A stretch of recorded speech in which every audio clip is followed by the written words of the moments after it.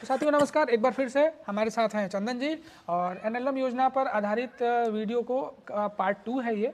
और चंदन जी ने जैसा कि पिछली बार प्रॉमिस किया था और वीडियो काफ़ी लंबी हो गई थी, तो उसी सीरीज का ये पार्ट 2 है। तो मैं आपको पहली बात तो इस वीडियो में ये सजेस्ट कर देना चाहता हूँ कि अगर आपने पहले पार्ट 1 नहीं देखा है तो पहले पार्ट 1 देखिए, उसके बाद ही इस वीडियो को आप देखिए, ठीक है। और अगर कोई लिंक या कोई सुझाव या उस तरीके के कोई प्रश्न आपके रह गए हों, ठीक है, तो मैं चंदन जी का नंबर स्क्रीन पे डाल दूंगा, आप उनसे संपर्क कर सकते हैं, ठीक है। और किसी भी तरीके के सुझाव के लिए आप चंदन जी से संपर्क कर सकते हैं और अपने लोन में अगर कोई ऐसी समस्या आ रही है आपको तो आप बिल्कुल उसका निदान कर सकते हैं। तो चंदन जी एक बार फिर से स्वागत है आप सभी आपका हमारे फार्म पे। और पिछली वीडियो में जो चीज़ें बातें रह गई हैं, आपने बताया था कि जरूरी दस्तावेज क्या क्या चाहिए। उम्मीद है कि सभी किसान भाई उस चीज़ को बनवा लिए होंगे। तो आज बहुत इंपॉर्टेंट जो पार्ट 2 है उसमें आप ये बताइए कि शुरुआती प्रक्रिया से लेकर के अंत तक, मतलब कि अप्लाई कहाँ करना है, कैसे करना है, कौन सा डॉक्यूमेंट कब लगेगा, कहाँ जाना होगा, वो सारी चीज़ें दर्शकों के साथ। जी वो तो नमस्कार आप लोगों को। देखिए सारे डॉक्यूमेंट्स बनवाने के बाद आपको ऑनलाइन अप्लाई कर देना है। आप एनएलएम योजना की वेबसाइट है nlm.udyamimiत्र.in, उस साइट पे जाइए, nlm.udyamimiत्र.in, ओके, इस नाम से साइट है, वहाँ पे जाइए। ठीक है, वहाँ आपका मोबाइल नंबर मांगेगा, OTP आएगा, फिर फॉर्म खुल जाएगा, ठीक है। वहाँ से पूरी डिटेल भरिए और जो डॉक्यूमेंट्स आप लोग बनवाए हैं उसको पूरा स्कैन करके अपलोड करना है। ठीक है, ठीक है। अपलोड करने के बाद वो फॉर्म चला जाएगा आपके स्टेट गवर्नमेंट के पास। मतलब आपको सारे डॉक्यूमेंट्स को स्कैन प्रिंटर से करवा करके, हाँ, वो रखना है आपके पास। हाँ, अपने फॉर्म पास अप्लाई करते टाइम सॉफ्ट कॉपी में रखना है। जो किसान भाई जो कि ग्रामीण एरिया से, वो किसी CSC या किसी जनसेवा केंद्र पर जाकर के भी इस चीज को करवा सकते हैं। ठीक है।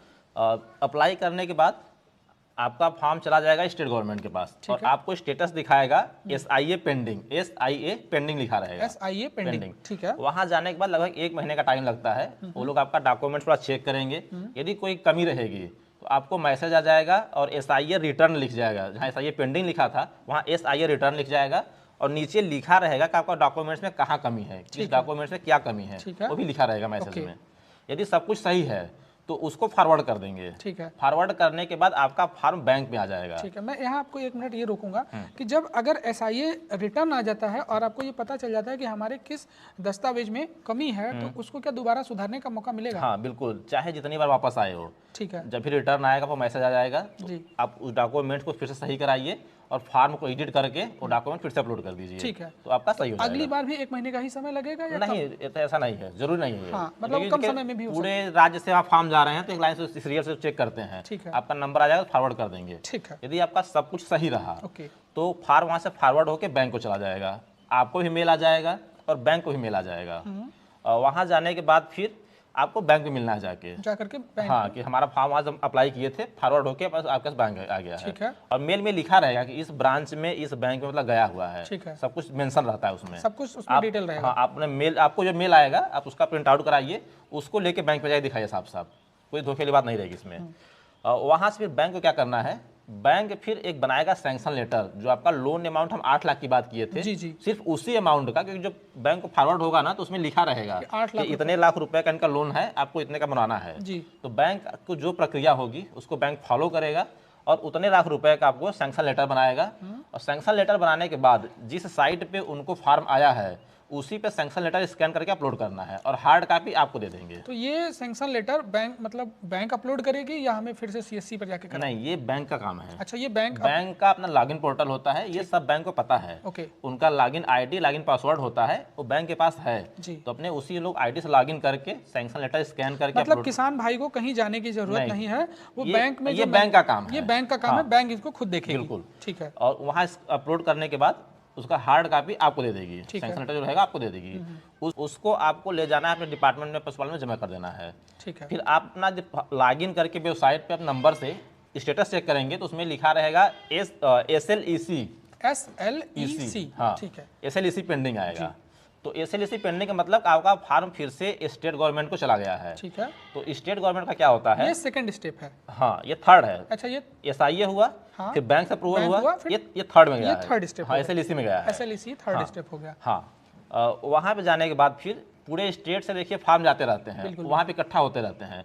तो 1-2 महीने में किसी एक दिन उनका मीटिंग होता है, उसमें वो सबका चेक करते हैं, जिनका जिनका सही रहेगा, सैंक्शन लेटर बैंक से हुआ रहेगा, उनका फॉरवर्ड कर देते हैं। ठीक है। यदि आपका वहाँ से सही हुआ तो आपका वहाँ से जो है कि फॉरवर्ड कर दिया जाएगा। जी। फिर आपका आएगा कि SLEC एलिजिबल, मतलब आपका SLEC पास हो गया है। फिर आपका जाएगा CEC, ये जाता है सेंट्रल गवर्नमेंट को, ठीक है। और ये लास्ट स्टेप होता है। ओके। SLEC के बाद जाएगा CEC को, सेंट्रल गवर्नमेंट को। वहाँ भी जाने के बाद आपका फॉर्म चेक होगा, यदि कोई कमी रहेगी तो वहाँ से भी रिटर्न आ सकता है। CEC रिटर्न करके आएगा तो आपको कमी दूर करनी होगी। यदि वैसा कुछ नहीं आता है तो CEC एलिजिबल भी कर देंगे, तो आपका लोन जो है कि पास हो जाएगा बस। हाँ, उसके बाद फिर आपको बैंक के पास जाना है, उनको दिखाना है, उसको बैंक को मेल आ जाता है। बैंक को भी जब CEC एलिजिबल होगा तो वहाँ से दो काम होता है। एक तो मेल आएगा बैंक को, आपका जो लोन अमाउंट 8 लाख रुपए है उसको रिलीज करने के लिए। दूसरा जाता है CDB के पास सब्सिडी के लिए, वहाँ से आपको सब्सिडी मिलेगी। ठीक है। तो आप बैंक में जाइए, अपना लोन अमाउंट डिस्बर्स कराइए, वहाँ से अपना काम स्टार्ट करिए। और जैसा पहले बताया हम कि आधा काम शुरुआत करने के पूरा करने के बाद बैंक को इन्फॉर्म करिए, अपने डिपार्टमेंट को इन्फॉर्म करिए, और वो लोग जो है कि सर्वे करेंगे, आपका सब्सिडी अमाउंट फिर रिलीज करा देंगे। हाँ। ठीक है। इसमें एक बहुत जो है कि अहम सवाल जो था रह गया, जैसे आपने बताया था SLEC, सॉरी, तो SLEC के बाद जैसे अगर SLEC में कोई चीज़ पेंडिंग रह गई या कोई चीज़ गड़बड़ समझ में आती है, तो वो क्या प्रक्रिया फिर से शुरू करनी होगी या फिर वहीं से एडिट हो जाएगी? देखिए, यदि आपका बैंक तक हो गया था, क्योंकि आपका SIA पहले अप्रूव हुआ था, मतलब आपके डॉक्यूमेंट सही हैं, ठीक है। यदि वहाँ पे भी कुछ दिक्कत होगा तो आपका सैंक्शन लेटर में दिक्कत होगा, तो आपका बैंक के पास फिर से आएगा। बैंक के पास फिर से आएगा, मतलब वो प्रक्रिया वहीं से ऊपर रहेगी, नीचे नहीं आना होगा। नीचे नहीं आना है आपको, वही कहने का मतलब है। क्योंकि जो स्टेप आपका क्रॉस हो जा रहा है, मतलब वहाँ तक डॉक्यूमेंट चेक हो गए हैं आपको, तो आपको वहाँ कोई दिक्कत नहीं है। ठीक है। अच्छा चंदन जी, एक मुख्य सवाल मेरा जहन में जो आ रहा है, मैं आपसे पूछना चाहूँगा कि ये जो सब्सिडी का जो मामला है, ये जब सर्वे होने के बाद पूरी तरीके से आपका फॉर्म रन कर चुका है या कर रहा है, तो बहुत सारी चीज़ें होती हैं जो देखने में लुभावनी तो लगती हैं, लेकिन उसके पीछे बहुत सारी ऐसी चीज़ें होती हैं जो एक तरीके से ट्रैप होता है, जालसाजी टाइप हो जाती है कि हम फंस गए, अब ना तो हम आगे जा सक रहे हैं ना तो पीछे जा सकते हैं। तो क्या इस लोन के साथ ऐसा कोई अनुबंध है या सरकार के साथ ऐसा कोई अनुबंध है जिसके बारे में किसान भाई नहीं जानते, सिर्फ उनको लोन का पैसा दिखाई दे रहा है? क्योंकि जब हम लोन पास कराने जा रहे थे तो हमने अपनी प्रॉपर्टी या कोई चीज़ मॉर्गेज के रूप में बैंक के पास रखी है, तो क्या उस पर कोई खतरा है या इस तरीके का जो रिस्क हो सकता है वो किसान भाइयों से थोड़ा साझा करें? देखिए, इसमें आपको दो चीज़ ध्यान देनी है जी। एक तो आपको जितने बकरियों का आप ले रहे हैं लोन, आपको उतना लेना पड़ेगा। अब ऐसा नहीं कि आप सेट नहीं बनवाए, वो तो मन में होता है ना कि हम सेट नहीं बनवाएंगे, ऐसे गांव से 10-20 बकरी खरीद लेंगे, वहीं दिखा के लोन पास करा देंगे। तो इसमें ऐसा नहीं होने वाला है। पहले ऐसा होता था लेकिन अब ऐसा नहीं हो रहा है, ऐसे लोग होने नहीं देंगे। आपका जो मानक है सेट बनाने का, जैसे 100 बकरी लिए हैं आप, तो आपको 1800 स्क्वायर फीट का सेट एरिया बनवाना पड़ेगा। वो लोग इंची टेप लेके आते हैं, नापते हैं उसको। 1800 स्क्वायर फीट का उनको सेट एरिया चाहिए, तभी आगे स्टेप बढ़ाएंगे, सब्सिडी तभी आपको मिलेगी। ठीक है। दूसरा, ये आपको जानवर खरीदने पड़ेंगे पूरे, जितने पास कराए 100, 200, 300। उसके बाद जो आपका 8 लाख का लोन अमाउंट है, उस पर जो बैंक का ब्याज होगा, बैंक का ब्याज, क्योंकि हमारा 12.25% ब्याज लगा हुआ है। तो जो बैंक का ब्याज है, आपको ब्याज के साथ उसका EMI बंधेगा, 5 साल का या 7 साल का अपने हिसाब से करवा सकते हैं। बिल्कुल। आपको ब्याज के साथ अमाउंट वापस करना है, इसका भी ध्यान देना है आपको। बिल्कुल। हाँ। अच्छा, कहीं ऐसा कोई अनुबंध तो नहीं है कि जैसे कि आपने लोन पास करे लिया तो आपको 3 साल, 5 साल, 7 साल फॉर्म चलाना ही चलाना है? ऐसा है, इसके बारे में थोड़ा सा बताइए। देखिए, इसमें ऐसा है कि जो इनलम योजना आप जब से पास कराएंगे, जब से आपका डिसबर्स्ट होगा, उस डेट से लेके 5 साल तक आपका फॉर्म चलना चाहिए। बीच बीच में अधिकारी आकर के विजिट करते रहेंगे और रिपोर्ट बना के अपने ऊपर लेवल पे अधिकारियों को भेजते रहेंगे। तो आपका 5 साल तक फॉर्म चलाना है। अगर इन केस कोई व्यक्ति 5 साल फॉर्म नहीं चला पाया या ऐसा कोई इंसिडेंट आ गया जिसकी वजह से उसके फॉर्म में कोई दिक्कत परेशानी आ गई, तो उसके लिए सरकार की तरफ से क्या रियायत है?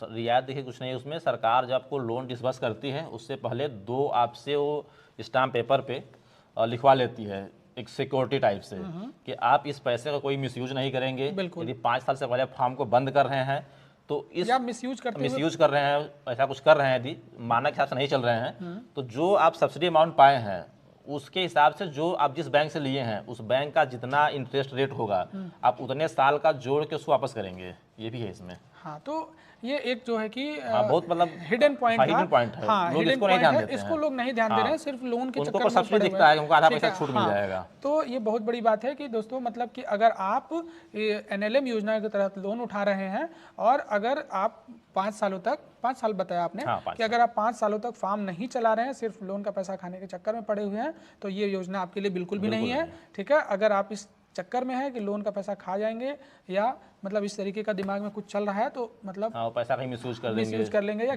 किसी और काम में लगा लेंगे, तो ऐसा बिल्कुल भी होने वाला नहीं है। और अगर ऐसा करते हुए आप पाए जाते हैं तो सरकार बिल्कुल आप पे सख्त कार्रवाई करेगी और आपसे उसका जो है रिकवरी बिल्कुल किया जाएगा, ब्याज के साथ रिकवरी की जाएगी। तो चंदन जी, आपका बहुत बहुत धन्यवाद, आपने बहुत इन्फॉर्मेटिव वीडियो हमारे दर्शकों के साथ साझा की। उम्मीद है कि उभरता किसान की जो ये फैमिली है ये इसी तरीके से बढ़ती रहेगी। अगर वीडियो बेहद पसंद आई हो तो एक रिक्वेस्ट है कि सब्सक्राइब जरूर करिएगा, और वीडियो पसंद आए तो लाइक जरूर कर दीजिएगा। मिलते हैं किसी नई वीडियो में, तब तक के लिए नमस्कार, धन्यवाद चंदन जी।